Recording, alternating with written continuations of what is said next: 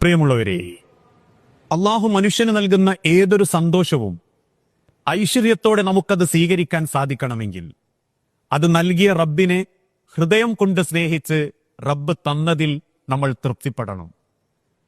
അതിനേക്കാൾ അധികം പ്രതീക്ഷിക്കുകയും ആർത്തി കാണിക്കുകയും ചെയ്യുമ്പോൾ റബ്ബ് നമുക്ക് നൽകിയ പലതിന്റെയും വിലയറിയാൻ നമ്മളെ കൊണ്ട് സാധിക്കുന്നില്ല.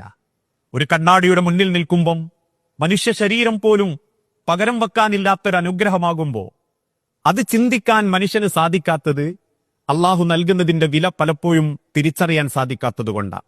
അതുകൊണ്ടാണ് ഹബീബായ പ്രവാചകൻ സല്ലല്ലാഹു അലൈഹി വസല്ലമ പഠിപ്പിച്ചതും ലൈസൽ ഇനാ അൻ കസറത്തിൽ അർള്, ധാരാളം വിഭവങ്ങൾ ഉണ്ടാവുക എന്നതല്ല ഐശ്വര്യം, വലാക്കിന്നൽ ഗിനാ ഇനൻ നഫ്സ്, ഉള്ളതിൽ മനസ്സുകൊണ്ട് തൃപ്തി കാണിച്ച് ജീവിക്കലാണ് ഏറ്റവും നല്ല ഐശ്വര്യം. ആ ഐശ്വര്യം ഹൃദയത്തിലുണ്ടെങ്കിൽ ജീവിതം സ്വർഗതുല്യമാക്കാൻ ദുനിയാവിൽ നമ്മളെ കൊണ്ട് സാധിക്കും. അങ്ങനെയുള്ള